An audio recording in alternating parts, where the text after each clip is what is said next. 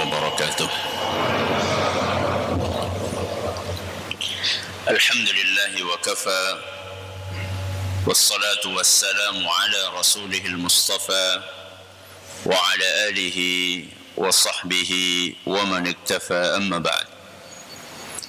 Kita panjatkan puja dan puji syukur kehadirat Allah Subhanahu wa taala.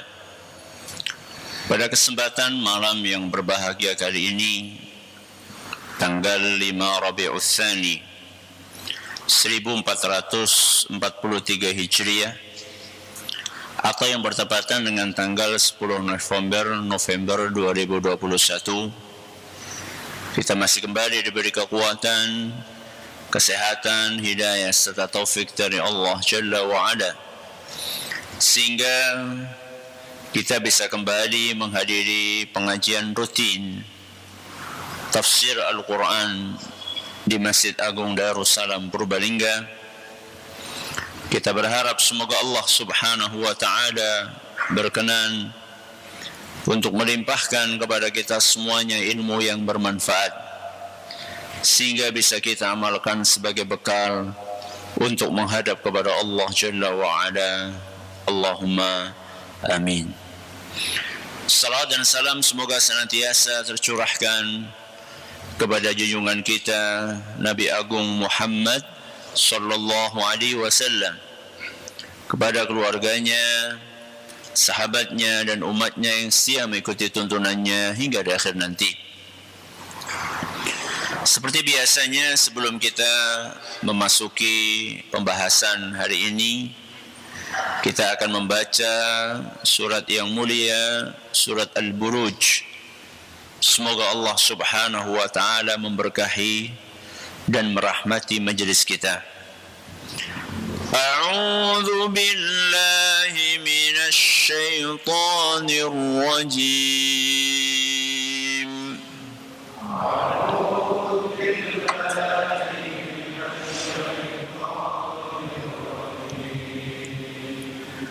Bismillahirrahmanirrahim.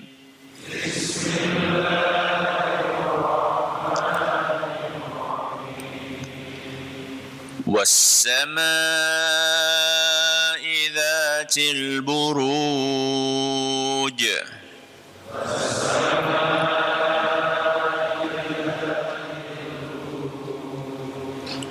واليوم الموعود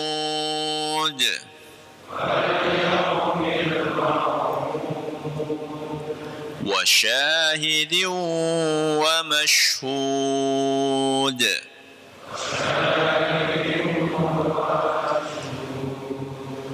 قتل أصحاب الأخدود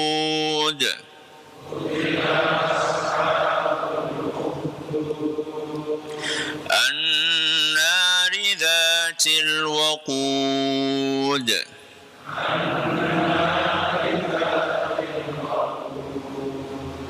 إذ هم عليها قعود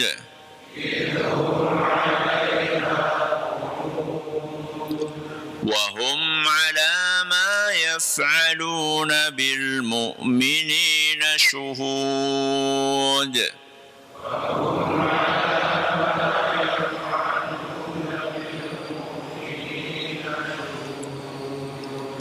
وما نقموا منهم إلا أن يؤمنوا بالله العزيز الحميد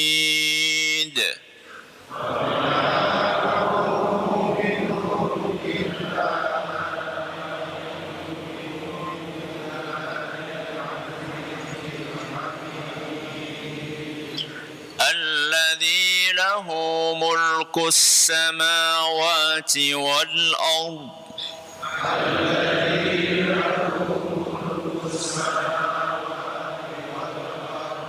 والله على كل شيء شهيد.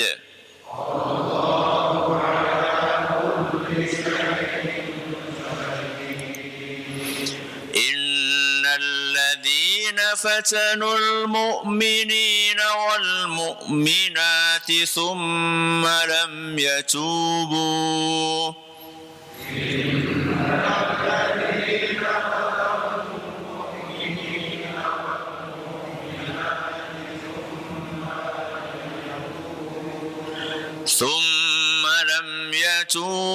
فلهم عذاب جهنم ولهم عذاب الحريق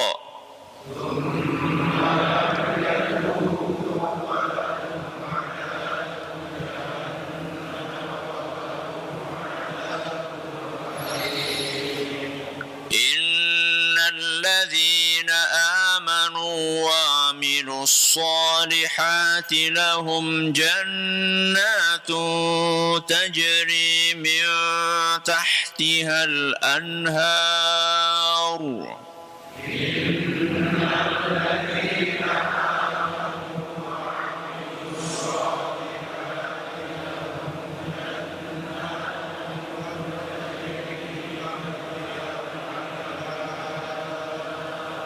ذلك الفوز الكبير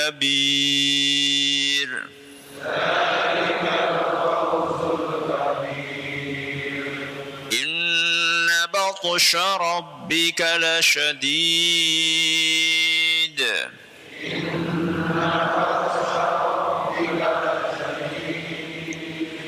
إنه هو يبدئ ويعيد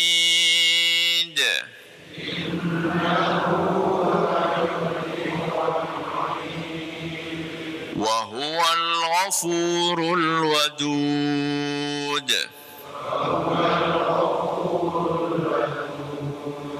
ذو العرش المجيد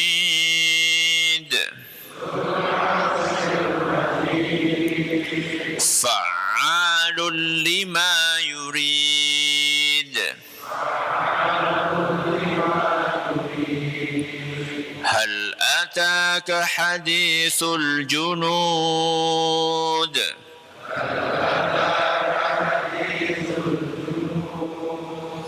فرعون وثمود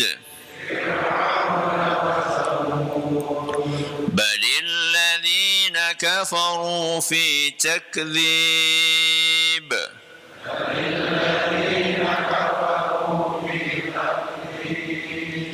والله من ورائهم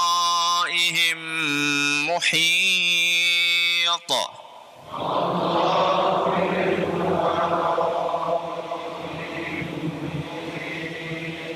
بل هو قرآن مجيد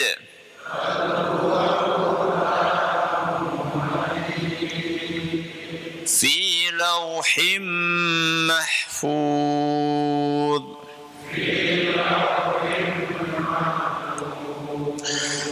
Para hadirin dan hadirat sekalian yang kami hormati dan juga segenap pendengar serta pemirsa yang dirahmati oleh Allah Azza wa Jalla. Malam hari ini kita akan mulai membahas secara rinci tafsir dari ayat-ayat yang ada dalam surat Al-Buruj. Setelah pertemuan terakhir kita membahas secara global kandungan dari surat yang mulia ini. Malam ini kita hanya akan membahas satu ayat saja, yaitu ayat yang pertama. Apa bunyinya? Was-sama'i dzatil buruj. Demi langit. Was-sama'i. Demi apa? Langit. Dzatil buruj. Yang memiliki al-buruj. Apa itu al-buruj? Nanti kita akan jelaskan. Demi langit. Berarti ini apa? Sumpah. Allah Subhanahu wa ta'ala mengawali surat ini dengan sebuah sumpah. was-sama'i dzatil buruj. Media sumpahnya apa? Media sumpahnya adalah as-sama'i dzatil buruj. Dalam kalimat as-sama'i dzatil buruj, Allah Subhanahu wa taala menyebutkan 3 makhluknya. Berapa makhluk? 3. Yang pertama jelas as-sama. Apa tadi as-sama? Langit. Allah menyebutkan makhluknya 1 langit. Yang kedua al-buruj. Apa itu al-buruj? Ada beberapa penafsiran yang disampaikan oleh para ulama kita. Di antara penafsiran yang terkuat ada 2. Yang pertama, al-buruj itu artinya bintang-bintang. Kenapa? Bintang-bintang. Yang kedua,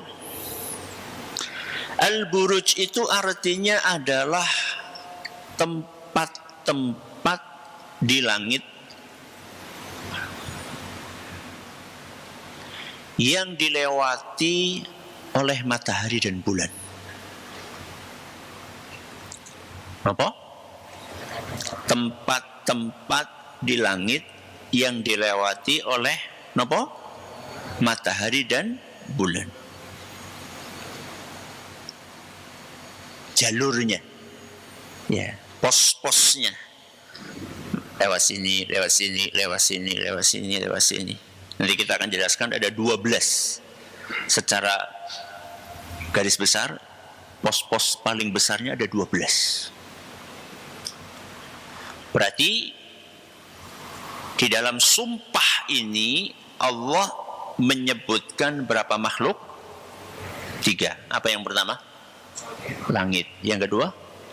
Bintang-bintang. Yang ketiga?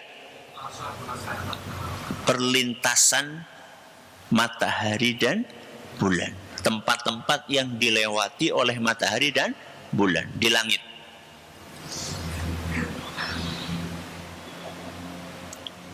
Siapa yang menafsirkan dengan 2 penafsiran itu? Yang menafsirkan dengan bintang, para tabi'in seperti Mujahid, Qatadah, Al-Hasan Al-Basri, Sa'id bin Jubair. Para tabi'in, para ahli tafsir dari kalangan tabi'in.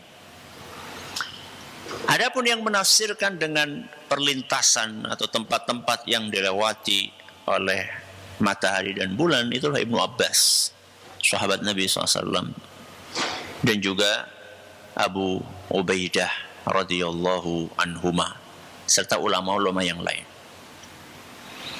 Kalau bintang-bintang jelas. Sekarang kita akan bahas dulu tempat-tempat yang dilewati, perlintasan matahari. Kata Ibnu Qutaibah, salah seorang ulama, beliau mengatakan bahwa tempat-tempat itu ada 12. Pos-posnya ada berapa? 12. Jadi setiap tahun matahari akan melewati di perlintasan tadi itu, di jalur itu. Kata beliau yang pertama, pos yang pertama namanya Aries. Apa? Aries. Berarti yang kedua apa? Masa kelalen. Apa yang kedua? Taurus. Yang ketiga, Gemini. Yang keempat, Cancer. Yang kelima, Leo. Orang ditulis orang apa-apa. Yang keenam, Virgo. Yang ketujuh, Libra. Yang kedelapan, Scorpio. Yang kesembilan, Sagittarius. Yang ke-10 Capricornus. Yang ke-11 Aquarius. Dan yang terakhir Pisces. Jeneng kuwe Ustaz. Iya. Ini ada dalam kitab tafsir. Ada dalam kitab ulama. Supaya kita tahu itu aslinya nama apa. Jadi yang bermasalah bukan nama ini. Yang bermasalah adalah ketika menjadikan ini sebagai penentu nasib. Itu yang jadi masalah. Jadi jangan alergi dengan nama-nama tadi. Alergilah dengan praktik menyimpang dalam menggunakan nama-nama tadi. Nama-namanya jangan alergi. Ada nggak yang menyembah malaikat Jibril? Ada nggak? Ada. Terus kita alergi dengan malaikat Jibril? Ya enggak lah. Ya. Yang bermasalah bukan malaikat Jibrilnya, yang bermasalah adalah praktek sebagian orang dalam menyembah malaikat Jibril. Itu yang bermasalah. Nah, matahari itu melewati 12 tempat tadi pada tanggal-tanggal tertentu. 21 Maret sampai 19 April lewat di Aries. Itu asal muasalnya kenapa? Oh, kamu bintangnya apa? Nah, itu. Kemudian tanggal berikutnya 20 April sampai terakhir Pisces itu 19 Februari sampai 20 Maret. Saya pun nggak hafal, makanya saya baca. buat apa ngapalin gitu. Dulu pernah, alhamdulillah wis tobat. Ya. Dulu ketika masih SD. Ya. Nah, kembali. Berarti Allah bersumpah dengan makhluknya. Ada berapa makhluk tadi? Ada 3. Kenapa Allah bersumpah dengan makhluk? Ini sudah sering kita sampaikan. Pertama, kita perlu tahu bahwa kita sebenarnya tidak sopan untuk mempertanyakan kenapa Allah melakukan ini dan itu. Itu sebenarnya nggak sopan. La yus'alu amma yaf'al. Allah itu tidak pantas untuk ditanya kenapa berbuat ini dan itu. Ini prinsip dasar yang pertama. Sehingga ketika Allah menetapkan aturan A, B, C, D atau menakdirkan kejadian A, B, C, D, maka kita terima.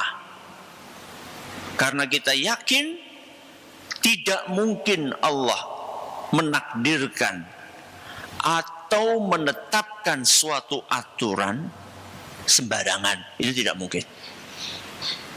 Pasti ada hikmahnya. Walaupun kita belum tahu hikmahnya apa. Nah, sekarang sumpah ini sebagian ulama mengatakan bahwa Allah Subhanahu wa taala bersumpah dengan makhluk-makhluk tadi. Salah satu sebabnya adalah agar kita merenungi, mempelajari keajaiban dari makhluk-makhluk tadi.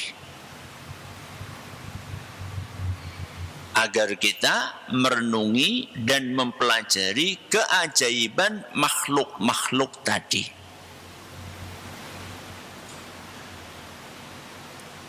Dengan tujuan apa? Kita renungi supaya apa? Supaya sampai kepada keyakinan tentang keagungan yang menciptakan menciptakan makhluk-makhluk itu? Sinten? Allah Subhanahu wa taala. Jadi makhluk-makhluk hebat, makhluk-makhluk istimewa, makhluk-makhluk ajaib yang ada di alam semesta ini, itu adalah sarana kita untuk sampai kepada keyakinan tentang keagungan Sang Pencipta makhluk-makhluk itu. Fokusnya di situ.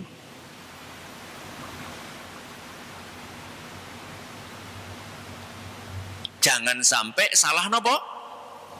Salah tujuan. Kenapa kita melihat ke langit?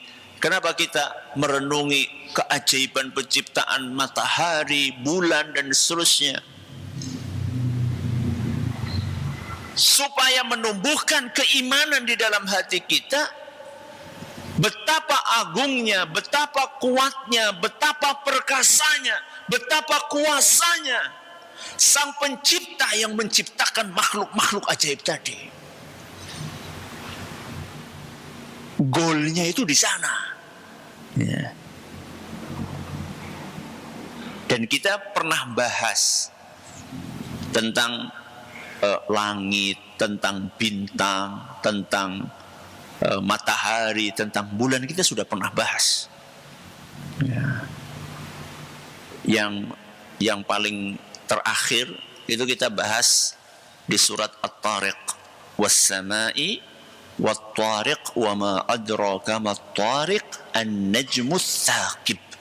Kita bahas di situ tentang keajaiban dua makhluk Allah Subhanahu wa taala, yang satu langit, yang kedua adalah bintang. Itu kita bahas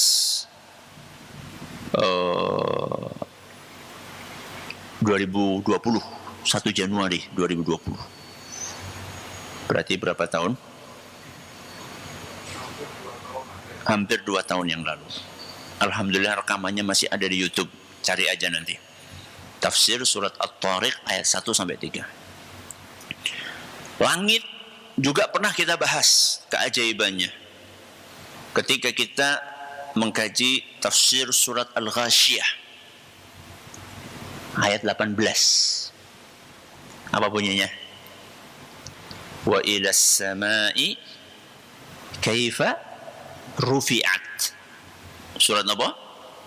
Al-Ghasyiyah ayat 18. Ini kita bahas tanggal 6 Maret 2019.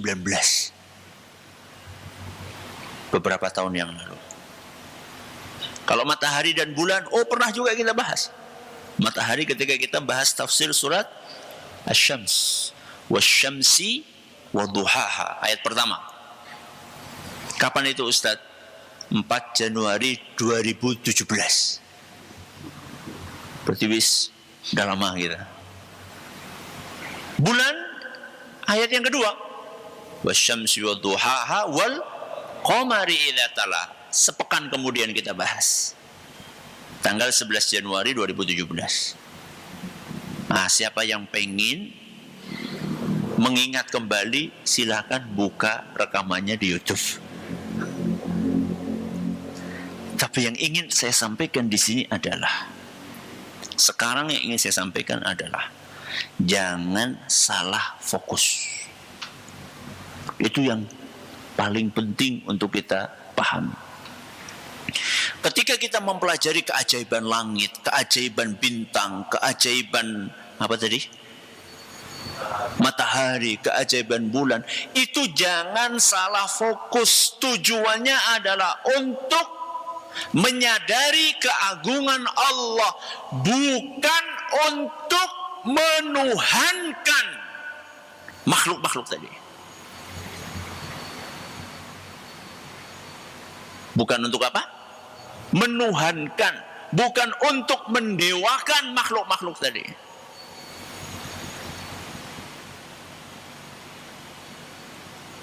Apa ada orang yang mendewakan makhluk-makhluk tadi? Ada, walaupun mereka tidak mengatakan dewaku adalah Pisces.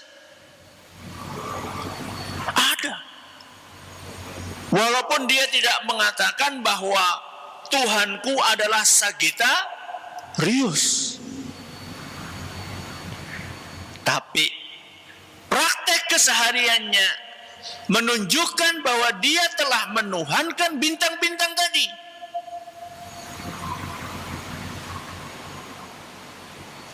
Dalam hadis yang diriwayatkan oleh Imam Muslim, seorang sahabat Nabi SAW yang bernama Zaid ibnu Khalid al-Juhani radhiyallahu anhu bercerita, "Shalla bina Rasulullah sallallahu alaihi wasallam salat as-subhi bil Hudaybiyah fi ithri as-sama'i kanat min al-lail." Beliau cerita, pada suatu hari Rasulullah sallallahu alaihi wasallam mengimami kami salat subuh di sebuah wilayah namanya Hudaybiyah. Teng pundi? Hudaybiyah. Nama kampung. Nama apa? Kampung. Ya, dekat dari Mekah. Ya. Setelah malam harinya hujan. Jadi ini cerita tentang sholat subuh yang diimami oleh Rasul SAW di sebuah kampung, namanya apa tadi? Hudaybiyah. Setelah malam harinya hujan. Falamman sarafa aqbala 'alan nas. Setelah selesai ngimami, Nabi SAW menghadap kepada jamaahnya. Faqala, kemudian beliau bersabda, "Hal tadruna madza qala rabbukum?" Apakah kalian tahu apa yang barusan Allah Subhanahu wa taala ucapkan? Nabi pengen menyampaikan tentang firman Allah yang baru saja Allah Subhanahu wa taala ucapkan. Tahu enggak kalian? Ya, ditanya kayak gitu tentu para sahabat mengatakan gimana? Allahu wa rasuluhu a'lam.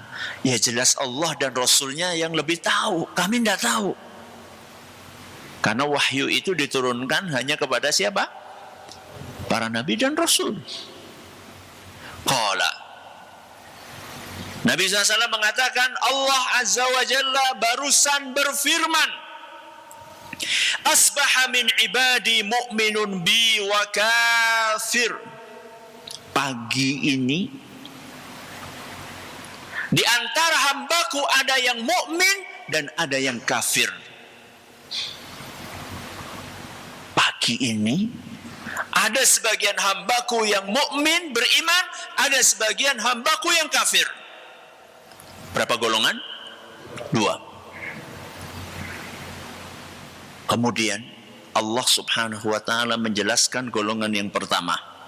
Siapa tadi? Mukmin. Fa amma man qala mutirna bi fadlillahi wa rahmatihi fadzalika mu'minun bi kafirun bil kaukab. Adapun orang yang beriman adalah orang yang mengucapkan hujan ini adalah karunia dari Allah.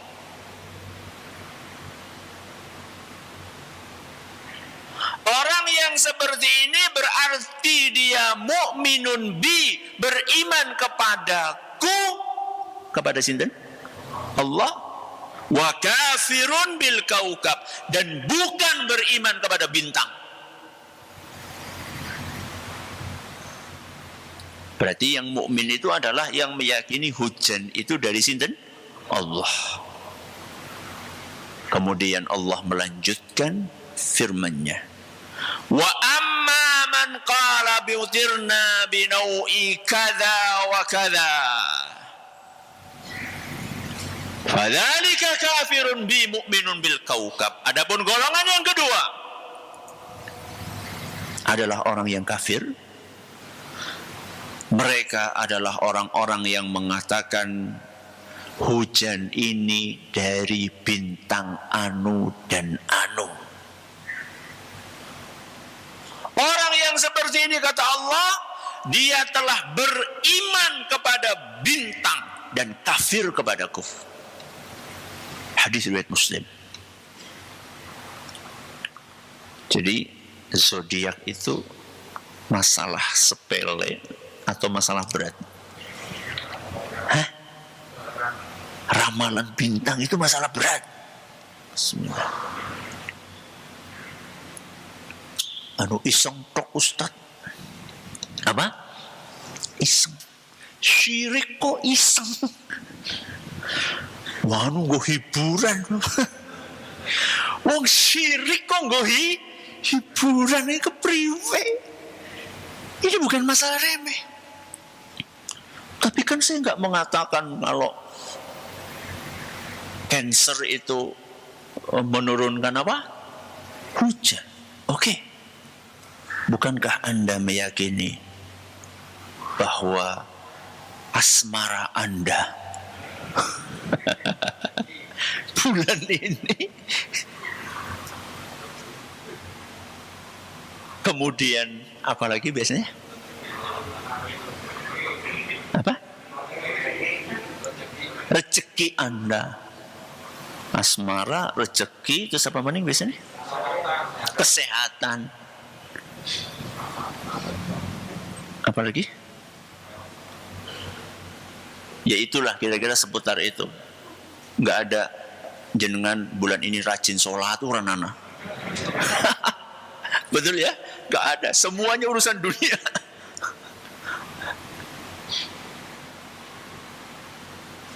Itu berarti mengaitkan hal-hal tersebut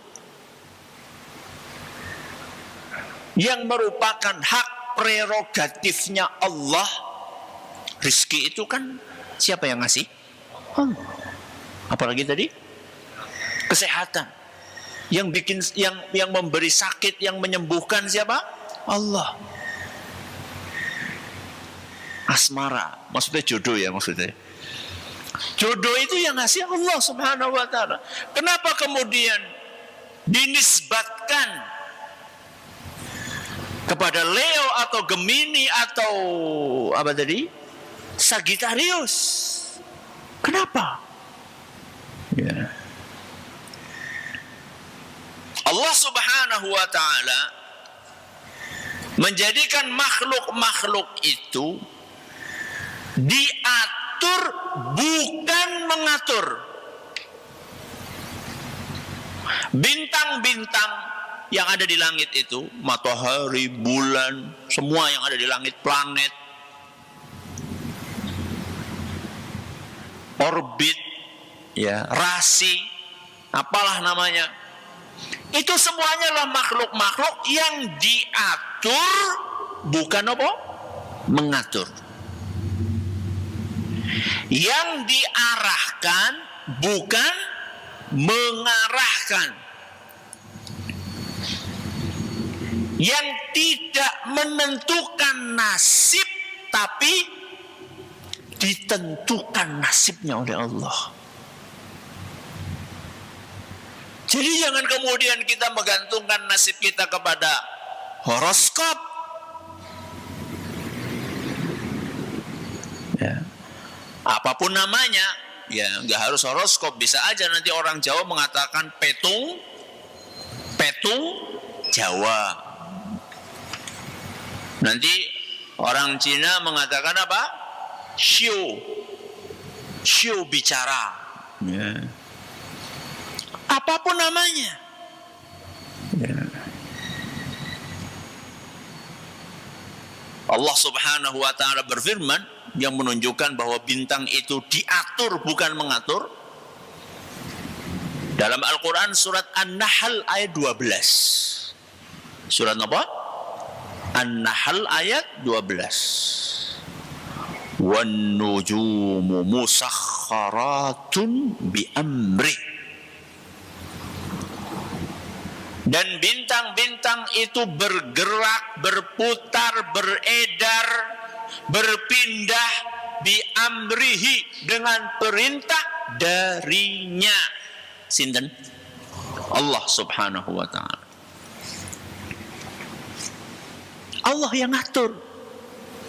Kenapa pertamanya di apa tadi sih? Aku tadi Aries. Kenapa pertamanya matahari munculnya di mana? Aries, terus pindah kemana? Taurus, Gemini, Cancer, sampai terakhir di Pisces. Itu yang nyuruh itu Allah. Bukan karena Aries itu punya kelebihan terus nomor 1, sedangkan Pisces,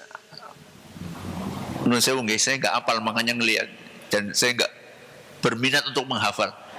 Ya, Pisces ditaruh di belakang bukan karena Pisces itu nasibnya paling sial, akhirnya ditaruh di nomor berapa? 12, bukan. Allah yang ngatur. Ya. Ayat yang lain. Tadi surat apa tadi?